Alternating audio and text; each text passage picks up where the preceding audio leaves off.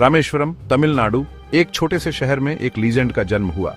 अबुल पकीर जैनुल आबदीन अब्दुल कलाम या एपीजे अब्दुल कलाम जैसे दुनिया उन्हें जानती है, उनकी जिंदगी का सफर शुरू हुआ 15 अक्टूबर 1931 को। उनका परिवार साधारण था। उनके पिता एक बोट ओनर थे, उनकी मां एक होम मेकर। छोटे कलाम ने बचपन से ही मेहनत की अहमियत सीखी। उनके अंदर सीखने की प्यास भी थी। कलाम की शुरुआती पढ़ाई रामेश्वरम के लोकल स्कूल में हुई। वह एक होशियार छात्र थे, पढ़ाई में हमेशा आगे रहते थे। उन्हें गणित और विज्ञान में बहुत दिलचस्पी थी। स्कूल खत्म करने के बाद कलाम तिरुचिरापल्ली चले गए। वहां उन्होंने सेंट जोसेफ कॉलेज में पढ़ाई की। 1954 में उन्होंने फिजिक्स में डिग्री ली। कलाम की सीखने की चाहत यही नहीं रुकी। उन्होंने आगे चलकर एरोस्पेस इंजीनियरिंग की पढ़ाई की। वह मद्रास इंस्टीट्यूट ऑफ टेक्नोलॉजी गए। यहीं पर उनकी फ्लाइट और स्पेस के लिए पैशन जागी। किसे पता था छोटे से शहर का ये लड़का इतनी ऊंचाइयों तक जाएगा। उनका सफर पढ़ाई की ताकत, लगन और अपने सपनों पर यकीन की जीती जागती मिसाल है। मद्रास इंस्टीट्यूट ऑफ टेक्नोलॉजी कलाम के लिए एक लॉन्च पैड जैसा था। यहां उन्होंने खुद को एरोस्पेस इंजीनियरिंग की दुनिया में डुबो दिया। उड़ान की कॉम्प्लेक्सिटीज ने उन्हें फैसिनेटेड कर दिया। वो घंटों पढ़ते, डिजाइन करते और ऐसी मशीन्स के सपने देखते जो आसमान छू सके। 1960 में ग्रेजुएट होने के बाद कलाम ने डिफेंस रिसर्च एंड डेवलपमेंट ओन ऑर्गेनाइजेशन यानी डीआरडीओ के एरोनॉटिकल डेवलपमेंट एस्टेब्लिशमेंट में अपना करियर शुरू किया। वह एक युवा साइंटिस्ट थे जो भारत की बढ़ती टेक्नोलॉजिकल ताकत में योगदान देने के लिए उत्सुक थे।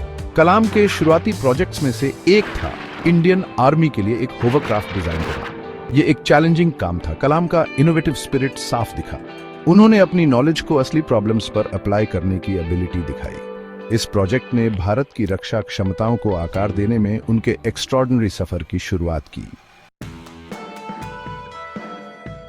कलाम की एक्सपर्टीज सिर्फ एरोस्पेस इंजीनियरिंग तक ही सीमित नहीं थी। वह भारत के स्पेस प्रोग्राम में एक इंपॉर्टेंट व्यक्ति बन गए। 1969 में वह इंडियन स्पेस रिसर्च ऑर्गेनाइजेशन यानी ISRO में शामिल हो गए। यह उनके करियर का टर्निंग पॉइंट था।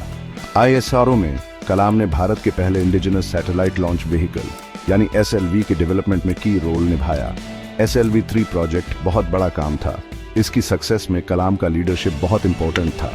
1980 में रोहिणी सैटेलाइट का अर्थ के ऑर्बिट में सक्सेसफुल लॉन्च होना भारत के स्पेस प्रोग्राम के लिए एक बहुत बड़ा मोमेंट था।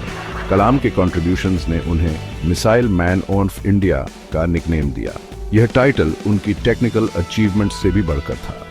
यह स्पेस टेक्नोलॉजी के फील्ड में भारत को एक ताकत बनाने के उनके डेडिकेशन को दर्शाता था। उनके काम ने भारत के फ्यूचर स्पेस एंडेवर्स की नींव रखी और आने वाली जनरेशंस के साइंटिस्ट्स और इंजीनियर्स को इंस्पायर किया। भाग 4, सितारों तक पहुंचना। भारत के अंतरिक्ष कार्यक्रम पर कलाम का प्रभाव। भारत के स्पेस प्रोग्राम के लिए कलाम का विजन शुरुआती सक्सेसेस से कहीं आगे तक जाता था। वह देश को अपलिफ्ट करने के लिए स्पेस टेक्नोलॉजी की पावर में बिलीव करते थे। उन्होंने कम्युनिकेशन, एजुकेशन और रिसोर्स मैनेजमेंट जैसे कई फील्ड्स में इसकी पोटेंशियल देखी। उनकी लीडरशिप में भारत ने कई सक्सेसफुल लॉन्च व्हीकल्स डेवलप किए, जिनमें पोलर सैटेलाइट लॉन्च व्हीकल यानी PSLV और जियोसिंक्रोनस सैटेलाइट लॉन्च व्हीकल यानी GSLV शामिल हैं। इन अचीवमेंट्स ने न सिर्फ ग्लोबल स्पेस कम्युनिटी में भारत की स्टैंडिंग को बूस्ट किया, बल्कि कम्युनिकेशन और रिमोट सेंसिंग कैपेबिलिटीज में भी काफी एडवांसमेंट्स लाए। भारत के स्पेस प्रोग्राम में कलाम के कंट्रीब्यूशंस ने उन्हें दुनिया भर में पहचान दिलाई। वह साइंटिफिक प्रोग्रेस और टेक्नोलॉजिकल सेल्फ रिलायंस के सिंबल बन गए। लेकिन उनका इन्फ्लुएंस साइंस के दायरे से बाहर तक था। उन्होंने एक स्ट्रॉन्ग और डेवलप्ड इंडिया के अपने विजन से लाखों लोगों को इंस्पायर किया। भाग 5, एक राष्ट्र का नेतृत्व, जनता के राष्ट्रपति कलाम। 2002 में भारत ने एक हिस्टोरिक मोमेंट देखा। APJ Abdul Kalam, scientist, visionary, missile man, Bharat के 11वें राष्ट्रपति चुने गए। उनकी प्रेसिडेंसी उनकी ह्यूमिलिटी, एक्सेसिबिलिटी और देश के युवाओं में अनवेवरिंग बिलीफ के लिए जानी जाती है। राष्ट्रपति कलाम ने अपने कार्यकाल में बहुत यात्राएं की। उन्होंने हर वर्ग के लोगों से बातचीत की। उन्हें स्टूडेंट्स से कनेक्ट करना पर्टिकुलरली पसंद था। वह उन्हें बड़े सपने देखने, नॉलेज को अपनाने और भारत के बेहतर फ्यूचर के लिए काम करने के लिए इनकरेज करते थे। भारत के लिए कलाम का विजन उनकी किताब इंडिया 2020 इंचेस में दिखता है। इसमें उन्होंने एक डेवलप्ड और प्रॉस्परस इंडिया के अपने सपने को बताया था।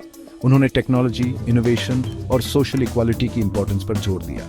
उनकी प्रेसिडेंसी यूनिटी, हार्ड वर्क और अनवेवरिंग पैट्रियटिज्म में उनके बिलीफ का प्रमाण थी। उन्होंने देश पर एक गहरी छाप छोड़ी और आने वाली जनरेशंस को इंस्पायर किया। भाग 6, प्रेरणा की विरासत, कलाम के शब्दों और सपनों को याद करते हुए। डॉ. एपीजे अब्दुल कलाम ने 27 जुलाई 2015 को IIM शिलांग में लेक्चर देते हुए अपनी अंतिम सांस ली। उनका जाना भारत और दुनिया के लिए एक बहुत बड़ा लॉस था। वह अपने पीछे एक ऐसी लेगेसी छोड़ गए जो उनकी साइंटिफिक अचीवमेंट से कहीं आगे तक जाती है। कलाम एक सच्ची इंस्पिरेशन थे। उन्होंने दुनिया को दिखाया कि हार्ड वर्क, डेडिकेशन और एक ड्रीम के साथ कुछ भी पॉसिबल है। उन्होंने हमें ऊंचा एम करने, कभी हार न मानने और हमेशा एक्सेलेंस के लिए प्रयास करने की सीख दी। सपना देखो, सपना देखो, सपना देखो। सपने विचारों में बदलते हैं और विचार एक्शन में बदलते हैं। डॉ. कलाम के ये शब्द आज भी दुनिया भर के लाखों लोगों को इंस्पायर करते हैं। वह भले ही चले गए हों, लेकिन उनका स्पिरिट, उनकी टीचिंग्स और ड्रीम्स की पावर में उनका अनवेवरिंग बिलीफ आने वाली जनरेशंस को इंस्पायर करता रहेगा। वह एक सच्चे लीजेंड, जनता के राष्ट्रपति और सबसे बढ़कर एक टीचर थे जिन्होंने हमें सितारों तक पहुंचने की सीख दी।